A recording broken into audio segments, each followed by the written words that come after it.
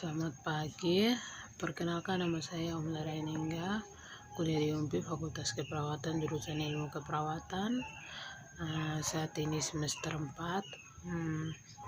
Kami akan membahas atau mempresentasikan muka keperawatan medikal beda 2 dengan dosen pembimbing Nurse Ariska Escape MKF.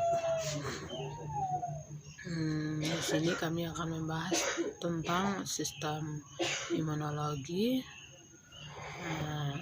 Sistem imunologi melindungi tubuh dari invasi penyebab penyakit, menghancurkan dan menghilangkan mikroorganisme atau substansi asing, bakteri, parasit, jamur, dan virus serta tumor yang masuk ke dalam tubuh. Yang kedua, menghilangkan jaringan atau sel yang mati atau rusak, debris sel, untuk perbaikan jaringan-jaringan yang memproduksi, menyimpan, dan memproses limfosit. Pada umumnya merupakan imunitas bawaan innate immunity, dalam artian bahwa respon terhadap zat asing dapat terjadi walaupun tubuh sebelumnya tidak pernah terpapar oleh zat tersebut. Sebagai contoh dapat dijelaskan sebagai berikut. Salah satu upaya tubuh untuk mempertahankan diri terhadap masuknya antigen, misalnya bakteri, adalah dengan cara menghancurkan bakteri tersebut dengan cara non-spesifik melalui proses fagositosis.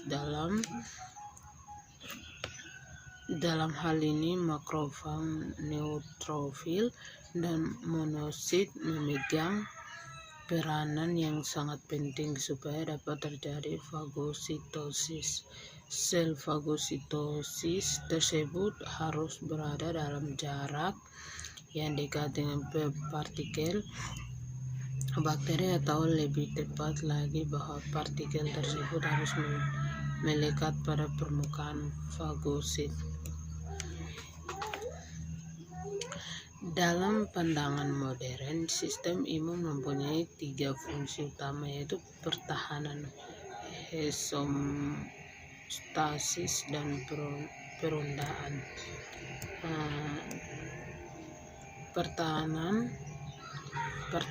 Yang pertama, fungsi pertahanan menyangkut pertahanan terhadap antigen dari luar tubuh seperti invasi mikroorganisme dan parasit. Keadaan tubuh ada 2 kemungkinan yang terjadi hasil relawanan antara 2 pihak yang terhadap tersebut, yaitu tubuh dan bebas dari akibat yang tubuh akan menderita sakit.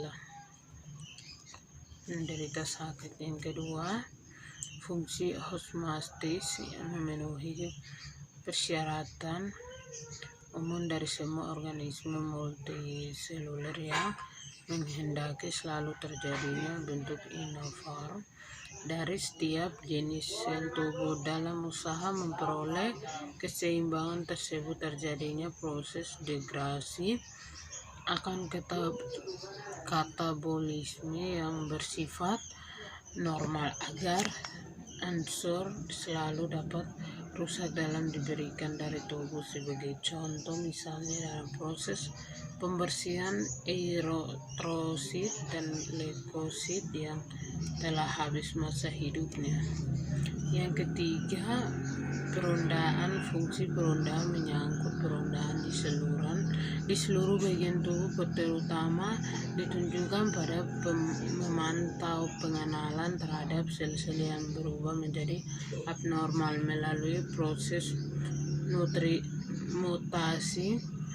Perubahan sel tersebut dapat terjadi spontan atau dapat diindukasi oleh zat-zat kimia tertentu, radiasi, atau infeksi virus. Fungsi perundaan surveillance dan sistem imun bertugas untuk selalu dan selanjutnya secara cepat membangun konfigurasi yang baru timbul dan masuknya yang abnormal. Ini hasil presentasi kami, presentasi pada sistem imunologi, keperawatan medikal beda. Sekian dan terima kasih.